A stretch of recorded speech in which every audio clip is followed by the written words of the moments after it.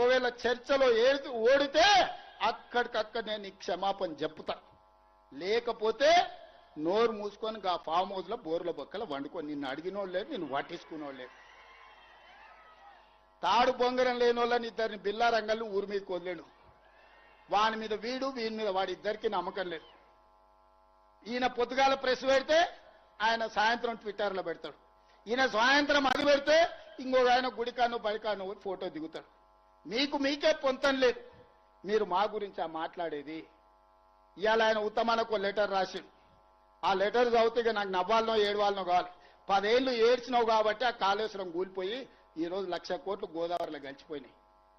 మళ్ళా మాకు చదువు చెప్పనికి పోతుండు, సన్నాయి శుద్ధులు చెప్తుండు. నీ అంత సన్నాసితో చదువు చెప్పుకునే దాంట్లో మాకు దాపరించిందా అని నేను అడుగుతున్నా. అందుకే మిత్రులారా, ఇవాళ వేదిక మీద నుంచి అటు గోదావరి జలాలలో జరిగిన అన్యాయాన్ని మహారాష్ట్ర ముఖ్యమంత్రిని అడుగుతాం కడుగుతాం, అవసరమైతే మెడలు వంచైనా గోదావరి జలాల మీద తుమ్మిడి ఎట్టి దగ్గర ప్రాణహిత చేవెళ్ల ప్రాజెక్టును కడతాం. ఖచ్చితంగా భారతీయ జనతా పార్టీ నాయకులు కూడా మీరు అనుకుంటున్నారేమో, తమాషా అనుకుంటున్నారేమో, మిమ్మల్ని ఆదిలాబాద్ మెదక్ అదే విధంగా నిజామాబాద్ కరీంనగర్ లో మీరు ఎంపీలుగా ఉంటాం అనుకుంటున్నారేమో. గోదావరి జలాల మీద మహారాష్ట్ర ముఖ్యమంత్రి దాగుడు మూతలు ఆడుతుండు.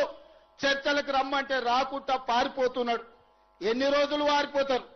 మిమ్మల్ని ఊరు నుంచే తరిమే రోజు వస్తుంది. మర్యాదగా మహారాష్ట్ర ముఖ్యమంత్రిని చర్చలకు పట్టుకురండి. గోదావరి జలాల మీద తుమ్మిడేటి దగ్గర ప్రాజెక్టు కట్టి 100 టీఎంసీల నీళ్లు తీసుకొచ్చి శ్రీపాద ఎల్లంపల్లిలో పోసి ఆదిలాబాద్ కరీంనగర్ నిజామాబాద్ మెదక్ వరకు రైతాంగ కష్టాలు తీర్వడానికి పక్క ప్రణాళికతో ముందుకు పోదాం. గోదావరి జలాల సమస్యను పరిష్కరించుకుందాం.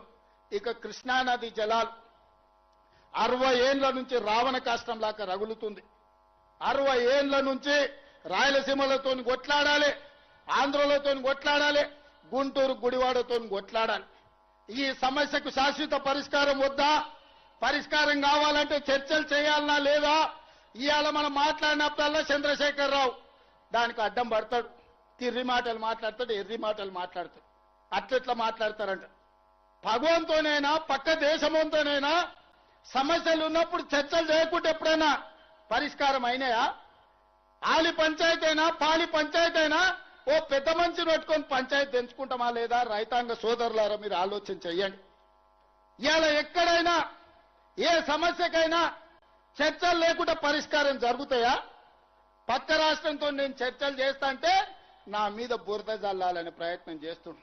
నువ్వు బురద జల్లినా తల కింది కాలు మీదకి చేసుకున్నా, నువ్వు పోయి సీసల తలకాయ పెట్టి సచ్చినా పక్క రాష్ట్రంతో చర్చలు చేసి డిసెంబర్ లోపల పాలమూరు రంగారెడ్డి ఎత్తిపోతలకు 90 టీఎంసీలకు వాళ్ళ మీద ఒత్తిడి తెచ్చైనా కొట్లాడైనా ఆంధ్రప్రదేశ్ నుంచి ఎన్ఓసీ తీసుకొచ్చి పాలమూరు రంగారెడ్డి ఎత్తిపోతలకు 90 టీఎంసీల నీళ్లకు అనుమతి తీసుకొచ్చే బాధ్యత నాది. అదే విధంగా డిండి ప్రాజెక్టుకు 20 నుంచి 30 టీఎంసీలకు నీళ్లకు అనుమతి తెచ్చే బాధ్యత నాది. ఇవన్నీ చేసుకుంటూ ఉద్దండాపూర్ వరకు కావాల్సిన నీళ్లు ప్రాజెక్టులు సంవత్సరం తిరిగే లోపల పూర్తి చేయడమే కాకుండా రాబోయే 2.5 ఏళ్లలో జూరాల దగ్గర కొత్త రిజర్వాయర్ కట్టుకోవడం గాని, కర్ణాటక మక్తల్ సరిహద్దుల్లో బ్రిడ్జ్ కమ్ బ్యారేజీలు కట్టుకోవడం గాని, కల్వకుర్తి గాని, భీమా గాని, నెట్టంపాడు గాని, కోయిల్సాగర్ గాని, నారాయణపేట మక్తల్ కోడంగల్ ఎత్తిపోతల పథకం గాని వీటన్నిటి మీద గ్రీన్ ఛానల్లో నిధులు ఇచ్చి ప్రాజెక్టులు కట్టుకునే బాధ్యత మనది. మిత్రులారా అప్రమత్తంగా ఉండండి. దొంగలు వస్తారు, గోడసాట్ను వస్తారు, గూడు పుటాని చేయడానికి వస్తారు.